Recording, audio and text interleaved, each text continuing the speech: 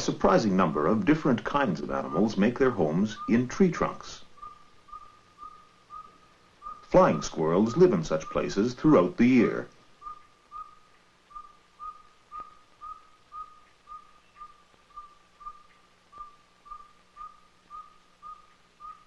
In northern regions, a dozen of them might spend the cold winter in a single cavity, generating and holding sufficient heat to keep the group from freezing.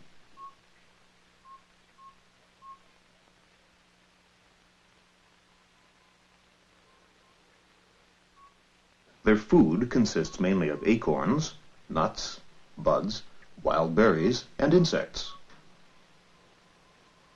They are marvelous climbers, making use of the claws and pads on their paws for clinging to surfaces which are usually vertical and often smooth.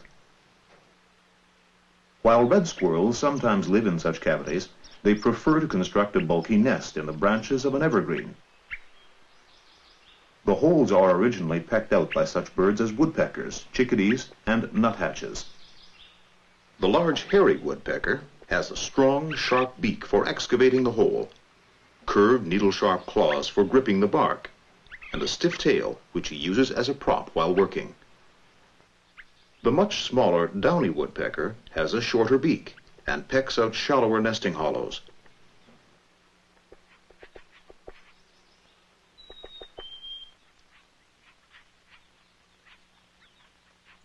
Chickadees prefer rotting stumps in which the digging is easier.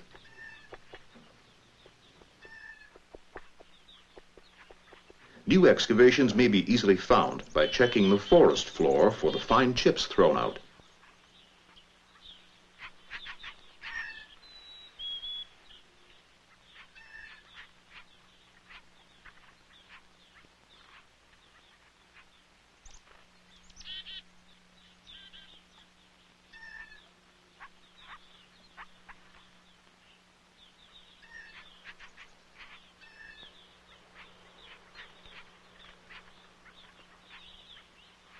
They usually nest within a few feet of the ground.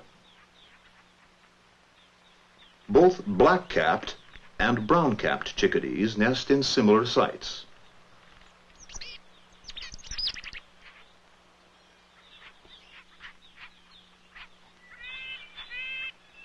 Tiny nuthatches work industriously, carrying out beakfuls of chips as they excavate.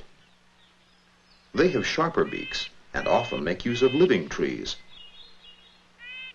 Their characteristic calls are responsible for their common name, little quank.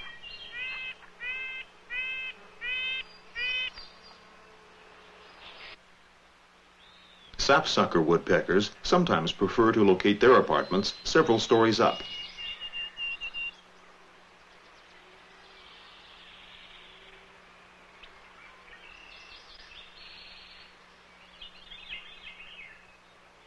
The male and female take turns sitting on the eggs.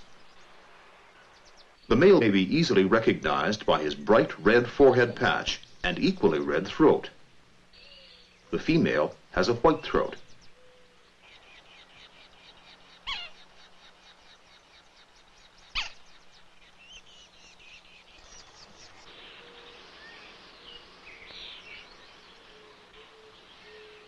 A hairy woodpecker is feeding a brood in an old cottonwood tree.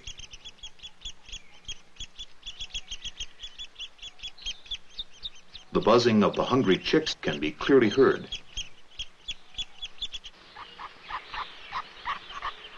Flickers have hatched in their apartments too.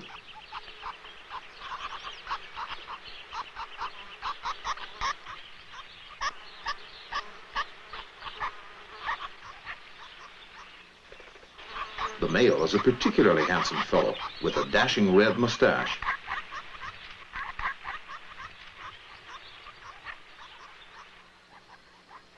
The female lacks the red mustache marks of her mate. Flicker chicks call even more loudly for food than do those of the hairy woodpecker.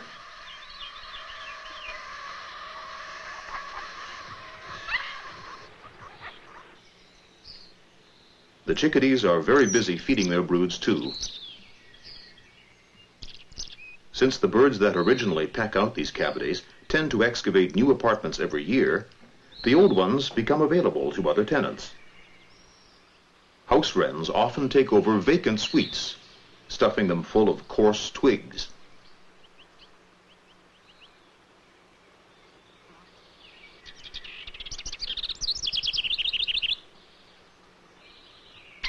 Starlings make their choices early and may raise more than one brood in the same hole.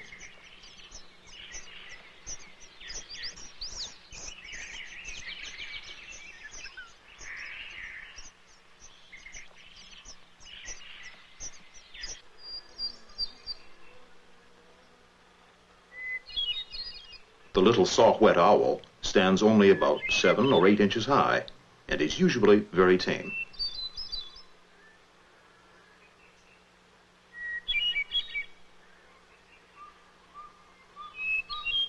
They nest in holes previously made by one of our larger woodpeckers.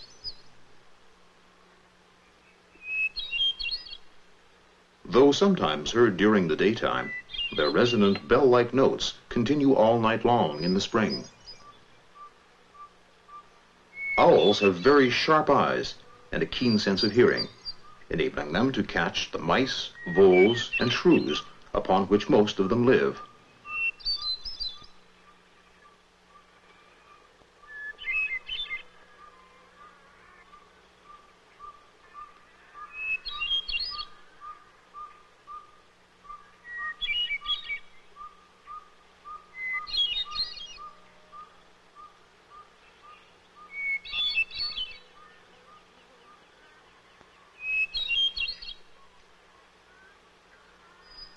The saw-whets relax in a moment and soon drift off into the world of dreams.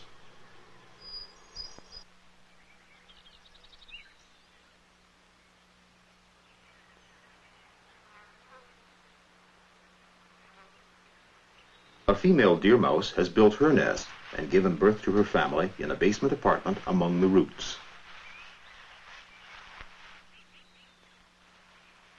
The newly born deer mouse youngsters are naked, blind, and pink.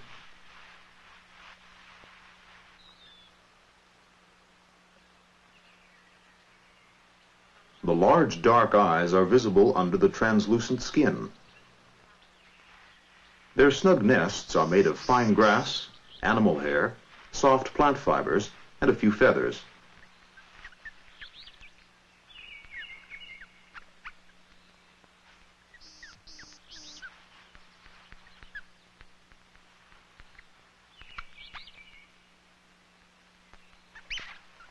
They grow rapidly and are soon covered with dark, silky fur.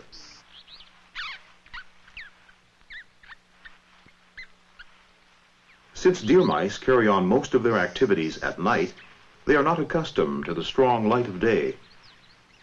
They usually look for darker places in which to spend the daylight hours.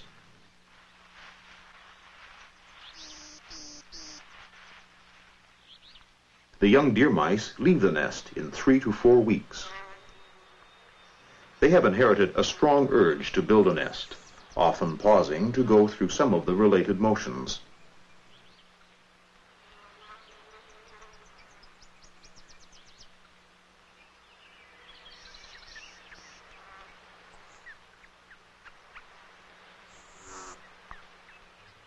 They spend some time exploring the area in the immediate vicinity before moving farther and farther away.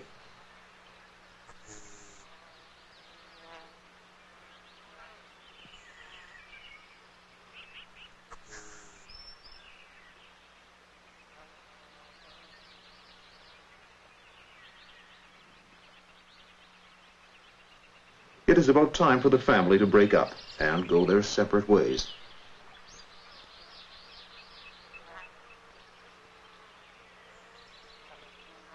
Golden-eyed ducklings are hatched in tree trunk apartments too. They soon jump to the ground and join the parent in the water of a small lake.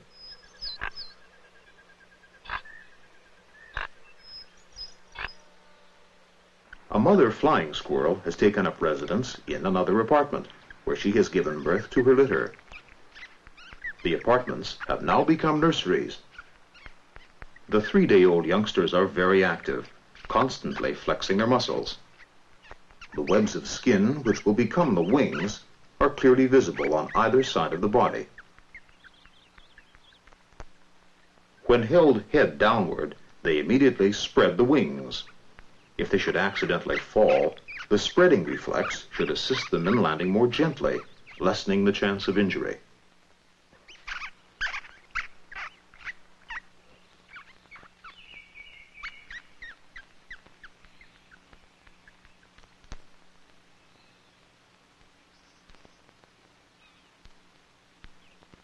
Though at first naked, it does not take long for the young to grow a coat of fine, dark, velvety fur.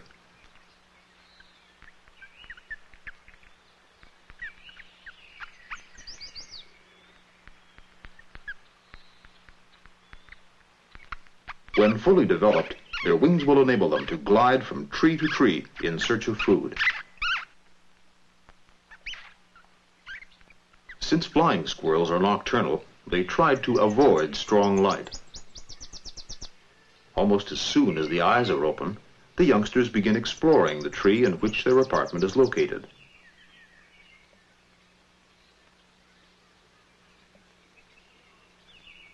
They are somewhat uncertain at first and cling closely to the rough bark.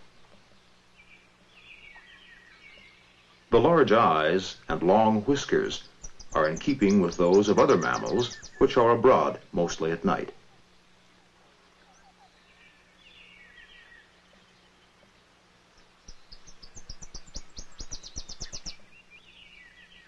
The toes are long and slender, and equipped with pads and sharp claws to aid in climbing and clinging to the sides of trees.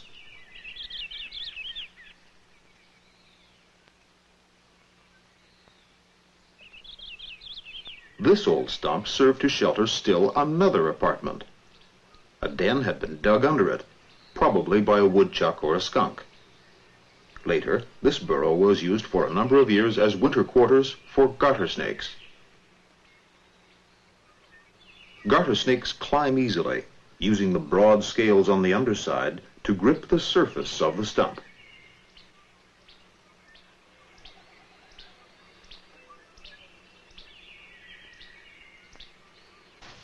Long after trees have fallen and their stumps almost rotted away, they may serve as sweets for ants.